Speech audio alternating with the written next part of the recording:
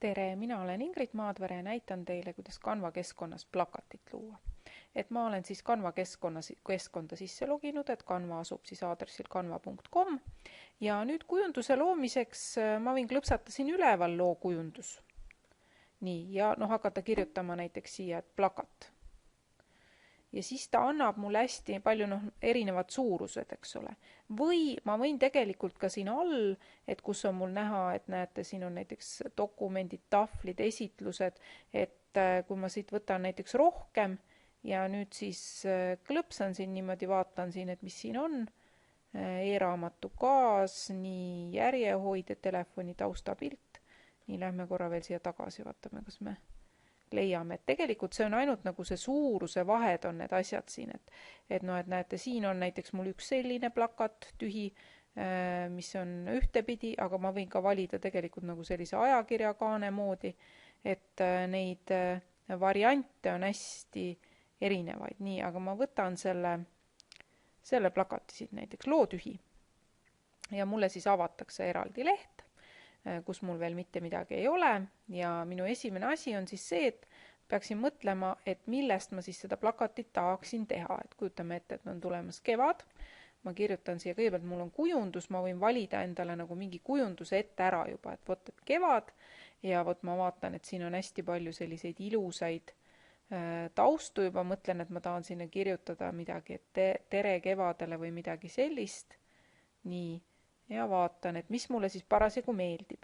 Ja kui te näete, et siin on selline väike edumärk, siis see tähendabki seda, et kuna me kasutame koolikontot, siis me saame neid kasutada. Et kui teil näiteks on nüüd teine konto, mis ei ole koolikontoga seotud ja te näete dollarimärki, siis neid asju te tasuta kasutada ei saa, nii et siis jälgige seda märki ka, aga kui õpetaja on andnud teile lingi ja teil on koolikonto, siis saate kasutada. No nii, ma valin näiteks munadepühad on ka muidugi tulemas, aga võtame siit midagi siis mingisuguse sellise kevadasja. Võtan näiteks selle, klõpsan selle peale ja mul kohe pannakse siis siia taustaks see plakat. Ja ma saan üsna kergelt seda muutma hakata, et näiteks siin on Spring Mega Sale, mina tahan siia kirjutada lihtsalt kevad. Teen topeltklõpsu ja kirjutan kevad olemas. Nii. Ja vot näiteks seda teksti ma üldse ei taha, kui ma lähen selle peale, siis ma saan selle ära kustutada. Nii, aga siia ma tahan panna näiteks oma nime, nii ma kirjutan siia, nii klõpsan siia peale, kirjutan Ingrid. Ja mis on veel tore, et ma saan seda lohistada sinna, kuhu ma tahan. Ma saan teda ka niimoodi pöörata natukene, eks ole. Et kuidas ma parasjagu tahan, et mul see tekst siis oleks. Nii et tekib nagu selline väike tekstikastikene.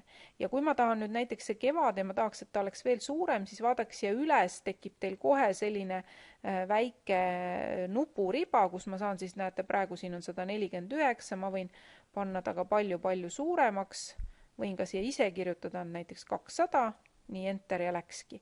Ja on võimalik ka näiteks, kui mulle see värv ei meeldi, klõpsan siin selle A-tähe peal ja nüüd pakutakse mul siin, millist värvi ma tahan. Ja mis on veel ilus, et ta tegelikult, et kujundus jääks ilus, siis ta pakub, et vot fotode värvid, et mul on siin see tulpide foto, et võta midagi sellist, sest see sobib kõige paremini. Ja näiteks ma tahan võtta selle kollase, nii nagu need kollased tulbid on. Aga kui need ei meeldi, siis tegelikult on siin all ka veel neid selliseid, ütleme, tavalisi värve, eks ole, et mis ei ole võib-olla nii palju selle fotoga seotud. Ja siis, kui nüüd kujutame ette, et mul oleks nüüd teksti siia veel juurde vaja, siis tegelikult vaadaks siin vasakul on selline nupuala, ma võtan tekst ja tahan mingi teksti veel juurde panna, siis ma saan otsustada, et kas see on nagu selline suurem pealkiri või näiteks sellised väiksemad, ma võtan sisutekst, näiteks nüüd tehti mulle siia kohe tekst ja ma saan nüüd lisa veel sisuteksti ja ma asendan selle ära, et lähen siia peale, kustutan ära, mis siin praegu on ja kirjutan näiteks ma ootan kevadet. Nii, hops. Ja selle siis jälle tõstan sinna, kuhu ma tahan, nii et ma saan neid tekste tegelikult juurde lisada.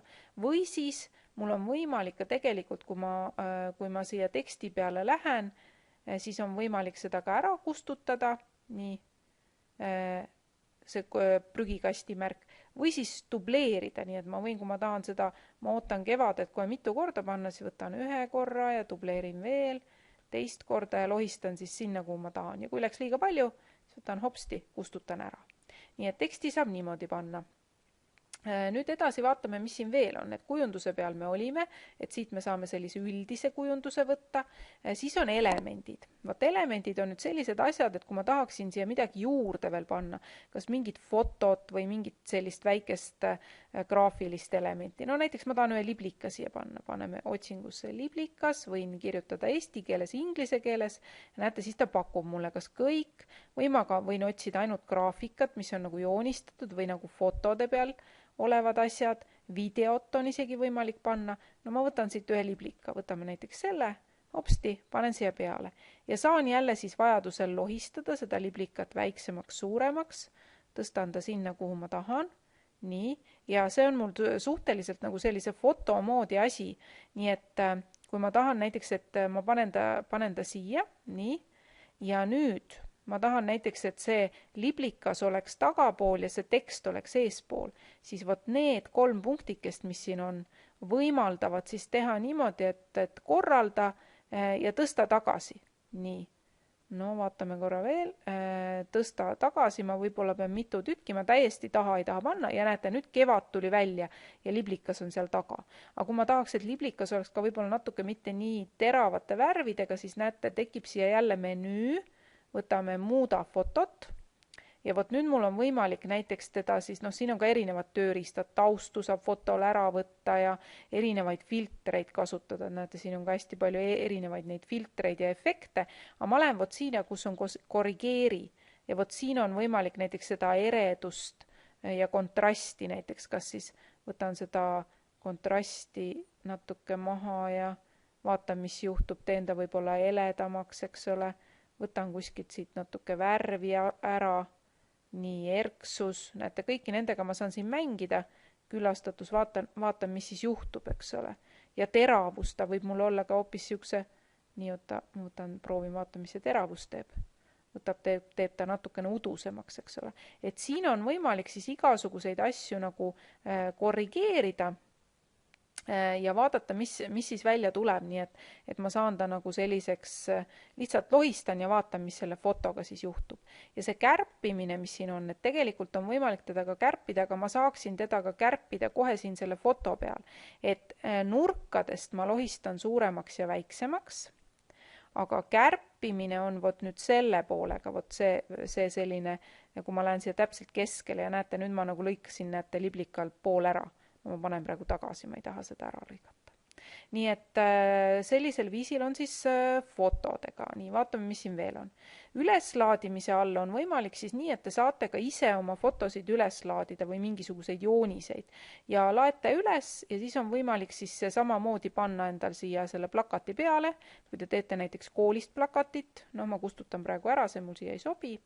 Teksti me juba vaatasime ja nüüd on tegelikult tekkinud päris huvitav asi juurde joonista. Nii et kui ma tahaks midagi juurde joonistada, valime mingi värvi, näiteks siin kollase ja nüüd võtan siis, valin pliiatsi, missugust ma tahan ja siis ma tegelikult, valime pliiatsi välja selle ja mul on võimalik tegelikult siia ka joonistada, nii et kui teil on graafikalaud või midagi nutitahvel, et hiirega on nüüd praegu päris raske joonistada, aga see on selline uus võimalus, et ma saan oma plakati peale ise joonistada. Joone laius on siin ka võimalik muuta veel. Siis on minu projektid, kust ma saan siia asju võtta. Ja siis on veel rakendused, kui nüüd on asju, mida te, ütleme, teil siin menüüs ei ole, aga tahate kasutada. Et näiteks siin on erinevad veel, et tahan heli panna või mingisuguseid graafikuid või näiteks siin on taustad, et kui tahan tausta ära vahetada, et siis saan seda siin veel teha. Ja need, mida te olete kasutanud, need tekivad teile siia alla. Ma näitan ühe nipi veel, mida plakati puhul tasub teha. Kui ma olen midagi valmis teinud, mul siin nüüd väga ilus ei tulnud, aga tahan näiteks nüüd muuta, vaadata, et äkki ma muudan selle tausta ära, et äkki mulle see ikka ei meeldi, mis päriselt on. Siis mul on võimalik seda dubleerida. Nii, dubleeri ja vaadake, nüüd mul on 2 plakatit. Siin üleval on 1, nii, ja siin all on teine. Ja nüüd, kui ma lähen selle teise peale, siis teisele ma tahan näiteks hoopis sellise tausta panna. Nii, ja näete, ma vahetasin ära, eks ole. Ja nüüd ma saan võrrelda, kumb mulle siis rohkem meeldib, ülemine või alumine, eks ole. Et ma ei pea nagu, muidu on alati võimalik ka tagasi minna nende käikudega, aga eriti plakatite puhul, kui te hakkate tegema, siis tasub teha nagu mitu tükki.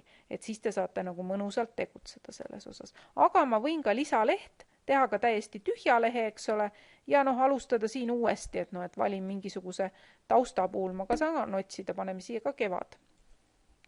Nii, siin tuli selline. Nii panen näiteks sellise taustapildi siia hoopis, eks ole. Ja siis siin jälle, eks ole, see muuda fotot ja nii edasi. Siin on nüüd näiteks ka see läbipaistvus. Vot see on ka tore asi, et tahan niimoodi teha, et see foto oleks peaaegu natuke selline läbipaistev. Nii et siin tuleb lihtsalt katsetada ja vaadata. Ja nüüd on niimoodi, et tegelikult kui see asi on mul valmis, siis ta salvestub automaatselt. Nii et kui ma lähen uuesti siia enda lavalehele, siis ma näen, et see minu plakat on siin projektide all. Lähme siia ja näete, siin on kevad. Teen selle lahti ja mul avatakse. Nii et ta salvestub automaatselt ja ma ei pea selle pärast muretsema. Kui te olete õpetaja, siis võib ka see saatke õpetajale, aga see ei ole võib-olla nii hea variant. Kui nüüd tahate nüüd seda plakatit endale alla laadida, siis klõpsate selle jagamise nupu peale ja vot siin on selline koht nagu allalaadimine. Ja siin te saate otsustada, et mis formaadis, PNG on plakatile täiesti sobiv, ja siis saate valida, et missuguse lehe te alla laete. Et kõike ei ole vaja, et mulle näiteks esimene meeldib kõige rohkem, panen selle, nii valmis, ja nüüd siis lihtsalt klõpsan allalaadimine. Nii, ja nüüd on näha, et ta tegeleb mul praegu selle allalaadimisega. Ja siis ma saan pärast saata selle õpetajale või panna siis Google Classroomi või kuhu vaja, et näete, nüüd ta ütleb, kus sa tahad selle salvestada, eks ole, panen ta näiteks töölauale või siis omal seal oma mõne ketta peale, salvestan, save ja on mul siis see plakat olemas. Ta siin näitab ka. Nii et sellisel viisil käibki ühe plakati tegemine.